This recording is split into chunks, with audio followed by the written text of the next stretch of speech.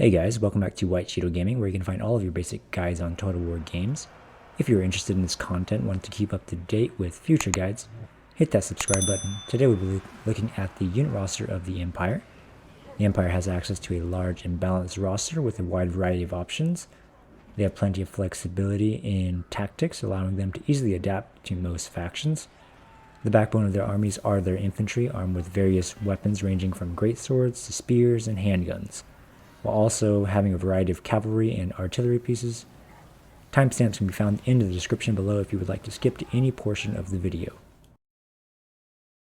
First on the roster are the Spearmen. They function as a cheap frontline unit, sacrificing melee attack for charge defense and bonus versus large.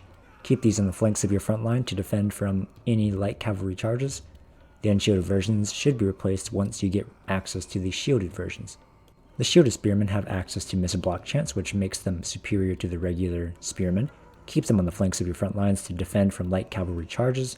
If engaged with heavy cavalry, they will not last very long, so you would need to surround the heavy cavalry with other spearmen. Swordsmen are an excellent early game frontline unit. They do well against light infantry and can hold their own against heavy infantry, but will get slaughtered against anti-infantry. It is recommended to support your swordsmen with crossbowmen. Make sure to use these guys as your frontline units. Halberdiers are your higher tier anti-large units with armor piercing damage. They are very useful against the majority of cavalry in the game. They do have low armor and no shields, which makes them vulnerable to missile fire, so make sure to protect them from that. Keep these guys on the flanks behind your spearmen. Allow your spearmen to absorb the initial charge of the cavalry and then use them to bolster the spearmen. Flagellants. Depending on the situation, flagellants can be one of the two things: a great way to hold against fear or terror causing units, or an amazing tar pit unit.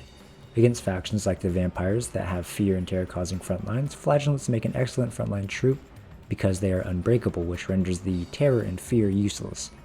If you need them to use as tar pits, they are great for holding down large groups of enemies, allowing your artillery to fire onto them. This is especially useful against greenskins and lizardmen with slow moving units. One or two flagellants can be used to hold down the entire enemy front line, allowing your artillery and ranged units to freely fire into the clusters. One thing you need to be mindful of is their vulnerability to any type of missile fire because they have no armor at all or shields. The greatswords are your elite infantry. They are not meant to replace your swordsmen on the front lines. They excel at killing heavily armored infantry and can also completely destroy lightly armored units. Although it would be more efficient to prioritize using them against heavily armored units first, keep the greatswords in reserves and bolster the portions of your front lines that are losing, or bolster the engagements against heavily armored units. Archers are deceptively good for a number of reasons. They have a loose formation, which enables them to better survive against enemy missiles. They are incredibly cheap, and their large volume of fire means their damage output can add up quickly regardless of the enemy's armor, although they are typically outclassed by your middle tier missile units. The Free Company are a versatile ambusher infantry that can honestly survive in melee better than most missile infantry. Their purpose is to attack from the flanks, firing into the backs of the enemy front lines while your front line hold. They have vanguard deployment and can fire while moving. Their ranged attacks are quite ineffective against heavily armored infantry, so try to target the more lightly armored units. The crossbowmen are your main missile infantry. They have decent range and damage output, making them an excellent missile unit. Keeping them behind your front lines is your main priority, and allowing them to fire into lightly armored units. Make sure to protect them with your units in reserves if necessary. Handgunners are the pride of the Empire's armies. They inflict devastating damage in a very short span of time and have armor-piercing damage. These will be your anti-armor units. They are also good at targeting fast units like cavalry or flying units thanks to their high projectile speed. Just like any gunner unit, you need to be mindful of their firing arc. While arch units can fire over your front line, gunner units need to have a clear line of fire of the target, otherwise they will not fire. The easiest way to utilize them is to place your entire army on the high ground, allowing your gunners to be on the higher ground than your front line. This will give them a clear line of fire to the incoming enemies. The Huntsmen are a valuable unit that packs quite a punch against large units. They lack armor piercing, but the damage boost against large units makes up for it. Try to prioritize targeting large units with these guys. The Empire Knights are a great cheap anti-infantry shock cavalry. When using them, you'll want to use them as your basic hammer and anvil tactics. Your front line holds down the enemy front line, while your Empire Knights are brought around the backs of the enemy and charge them in. You do not want to leave them in prolonged combat. After the initial charge, pull them out and charge them back in again. If left in combat, they would take quite a bit of damage and may even rout. You could also use them for chasing down missile infantry or artillery pieces. The Reichsguard are your middle tier shock cavalry. They will be utilized in the same way as the Empire Knights due to their low melee defense. Just make sure to not leave these guys in prolonged combat either. The Knights of the Blazing Sun are a good option whenever you are facing units weak against fire, like the Vampire Coast, Vampire Counts, or the Tomb Kings. They have 25% magic resistance and have fire damage. This damage does 25% extra damage to units that have regeneration, which is a good portion of the undead armies. These also have low melee defense, meaning they should be used more like shout cavalry. Bring these guys whenever you are facing the factions Tomb Kings, Vampire Counts, Vampire Coast, or the Wood Elves, because the tree units take 20% extra damage from the fire as well. The Demigryph Knights are more well-rounded and excel in most situations. They have solid armor-piercing damage, strong melee stats, high charge bonus, and are shielded. They can easily 1v1 most units, but 1v1s don't usually happen on the battlefields. These units are your more traditional heavy cavalry, meaning you can charge them in and leave them in the prolonged combat. Typically you want to engage them with heavily armored units because of their armor-piercing values. Mainly use them for charging into the flanks of the enemy front lines, and chase down the missile units with your Empire Knights or Reichsguard. Demigryph Knights with Halberds. These are the Empire's anti-large cavalry. They excel in fighting with other heavy cavalry units, but they do lack the shields and have lower melee stats when compared to the standard versions, so keep them away from heavy missile fire and focus on dealing with other large units on the battlefield. The Pistoliers are a great skirmishing unit. They are very fast, meaning they can outrun most light cavalry and monsters. Use them to fire into the backs of the enemy front lines, and kite enemies away whenever you notice them being chased. Outriders are an excellent missile cavalry. They are almost identical to the handgunners, but have incredible mobility. I recommend having one or two of these in your armies and use them for firing at the enemy front lines, prioritizing heavily armored units first. Kite them back to your front lines and then let them engage with your front lines, then bring them around and fire into the backs. They are also effective in taking out monstrous units due to their high armor-piercing values. Outriders with grenade launchers are a great anti-infantry version. They should be used whenever the enemy is fielding large amounts of lightly armored infantry. Try prioritizing only the lightly armored infantry whenever you can, because they won't do as much damage to heavily armored infantry. They will completely destroy them, or at least disrupt their tight formations on the charge. The War Wagons are a missile chariot that is meant to ride around pestering the enemy with their armor-piercing shots before charging them through to break up the clumps of infantry. They have terrible melee defense, so hound units can deal a lot of damage to them. It's not a bad idea to keep some Empire Knights nearby to protect them from light cavalry charges or any type of harassing unit. The War Wagons with mortars allow your artillery to reposition and evade attempts to shut it down quite easily. They have less ammo than the standard mortars, but has the ability to plow through infantry on a charge. Their main benefit is their mobility, armor, and charge bonus. Honestly, if you were able to protect your standard mortars, you should always take them over the War Wagon mortars. The mortars excel at killing lightly armored units. This is a great artillery piece for fighting against clustered infantry armies. They also counter ranged heavy armies due to the ranged units having to stand still to fire, allowing your mortars to bombard them. The great cannons excel at dealing damage to heavily armored units or large/monstrous units. I would always prioritize killing the monstrous units first, and then the heavy cav, and then the heavily armored infantry. Make sure to protect them with your units in reserves. The Hellblaster volley guns are the inferior version of the dwarf organ guns. They have less range, and their projectiles seem to not cut through multiple infantry lines like the dwarf organ guns. They have a flat shooting range, meaning they need to be set up on the high ground. If you really want to bring them, they are also great for firing into monstrous units or heavy cav. They may be even better than the great cannons.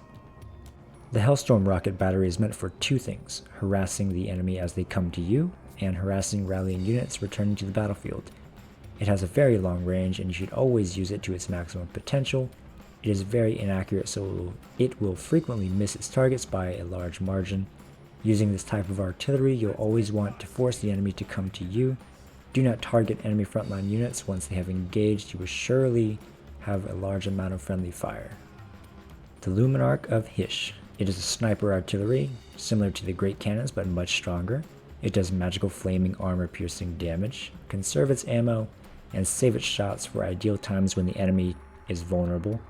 Target should always be the enemy lords and large single entity monsters. Do not waste your shots on the infantry. If you field this, you will need to protect it at all costs. The steam tanks are a unique piece of equipment. It combines a cannon with a slow-moving, unbreakable chariot. Being a single entity, they won't have the same firepower as a unit of great cannons, but they still do quite a bit of damage to elite infantry. The steam tank is designed to be a part of your front line and should be mixed into the center of your formations. Try to make sure it does not get surrounded, as it will take quite a bit of damage if those units are anti-large armor piercing. Also, keep the tank away from other single entities if you can, such as like lords and heroes with anti-large bonuses. Okay, so now we're going to look at a early/mid-game army composition. We're going to have 4 swordsmen here as our frontline units, 3 archers directly behind them. They'll be used to fire into any lightly armored infantry or enemy missile infantry. We have spearmen with shields on the flanks to guard from any light cavalry charges. These handgunners will be used to fire into any heavily armored units. If there aren't any, then just target the most elite units on the battlefield. Once they get too close, just move them behind these spearmen.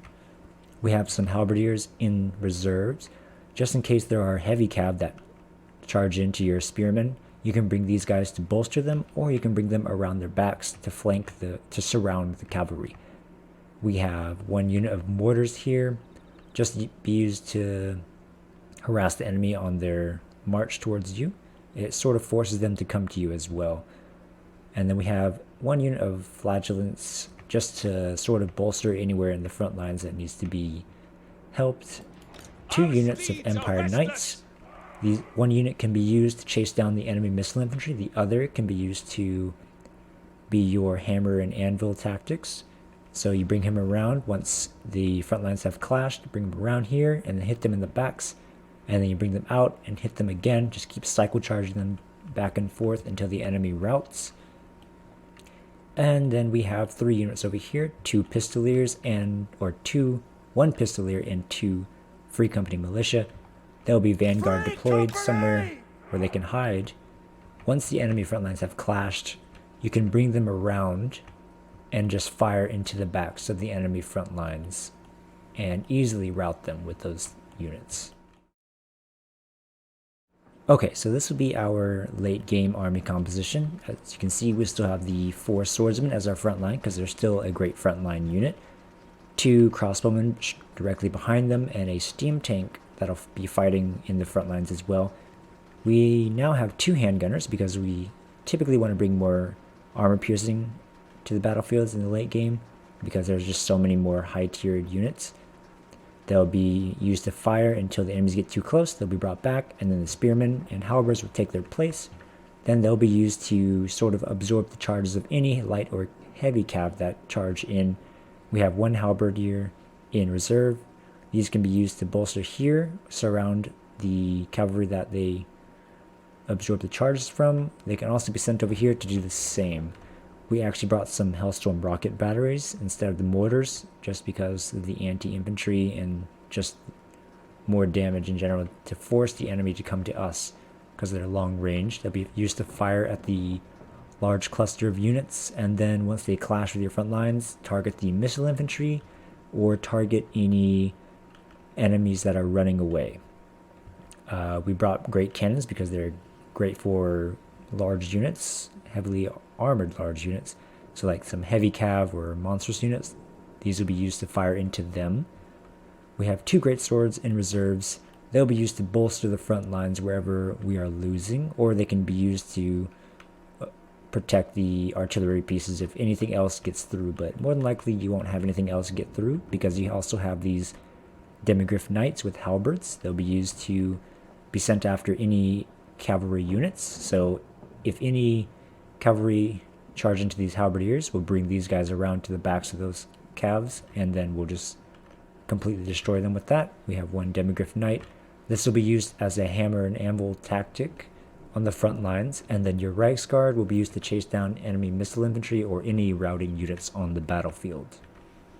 So that about wraps it up for our Empire unit roster guide. Hope you found it useful for your Empire campaigns. If you enjoyed this content here, make sure to drop a like. Also, hit that subscribe button to keep up to date on any future guides I release.